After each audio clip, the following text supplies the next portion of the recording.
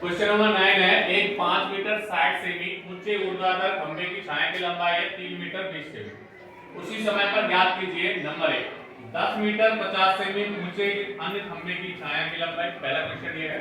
दूसरा क्वेश्चन है उस खंभे की ऊंचाई जिसकी छाया की लंबाई 5 मीटर। दो क्वेश्चन है। सबसे पहले जो चीज हमें दे रखी है उसको लिखने दिया है। क्या कहते रखा है ये ऊर्ध्वाधर खंभे की ऊंचाई। एक तो अपने पास ऊर्ध्वाधर खंभे की ऊंचाई, आवाज आ रही किसी की? ऊर्ध्वाधर खंभे की ऊंचाई कितनी है?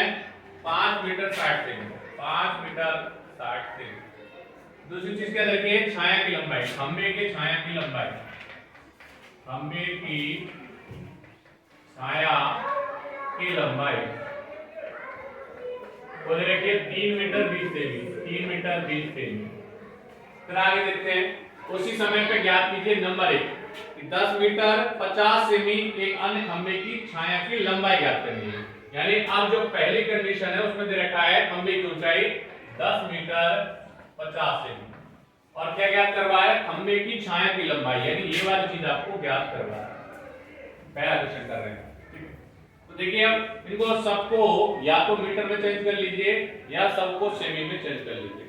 देखो 1 मीटर में होते हैं 100 सेमी, तो 5 मीटर में 500।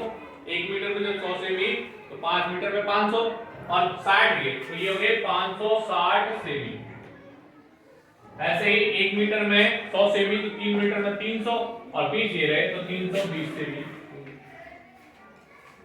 इधर 1 मीटर में 100 सेमी तो 10 मीटर में 1000 और 5 से 50 ये तो 1050 सेमी। अब हमें सबको सेमी में आंसर आ जाएगा। हमारे पास फॉर्मूला क्या है? x1 बटा y1 बराबर x2 बटा y। देखो इस खंभे की ऊंचाई को मान लो x और इस वाले को मान लो y। इस वाले की पहली वैल्यू होगी x1 और दूसरी वैल्यू होगी x2। इस वाले की हो जाएगी y1 और दूसरी वैल्यू हो जाएगी y2। याद रखिए वैल्यू रखेंगे यहाँ से x1 अपना है 560, y1 है 320, x2 अपना 1050 और y2 हमें नहीं पता, y2 जो कट रहा है काट दो, 0 से 0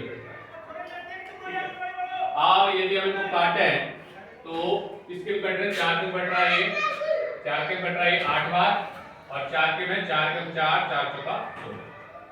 और भी यदि हम काटना चाहें तो कट सकते हैं आसानी से। ये कट जाएगा 2 के में 4 बार और ये कट जाएगा 7 बार। तो अपने पास क्या बच रहा है? 7 बटा 4 बराबर 1050 बटा 22। अंश बटा बीच में बराबर का चिन्ह है तो कितना गुणा होगा? यानी 7 का गुणा तो 22 से और 1050 का गुणा 4 से। तो यहाँ से 22 का मान निकालोगे 7 गुणा में तो भाग में चला जाएगा। ये 1050 गुणा 4 बटा 7 तो 7 का भाग ले लो इसमें। 7 एकम 7 3 बच गया 70 35 0 की 0 और फिर 150 गुणा 4 कर लो तो आ जाएगा अपने पास 15 चौका 60 और 1 0 600 सेमी। ये y2 का मान आ गया। अब 600 सेमी के लिए जब मीटर में चेंज करेंगे तो 100 का भाग देना पड़ेगा। सेमी को मीटर में बदलने के लिए 100 का भाग देंगे। जब 600 में 100 का भाग देंगे तो अपने पास आएगा 6 मीटर। तो ये इसका आंसर आ गया पहले का। ठीक है, अब हम आ जाते हैं दूसरे क्वेश्चन पर। इसी का दूसरे में क्या दे रखा है? उस खंभे की ऊंचाई जिसकी छाया की लंबाई। देखो अपने पास इस वाले में देखें, दूसरे वाले में तो यहाँ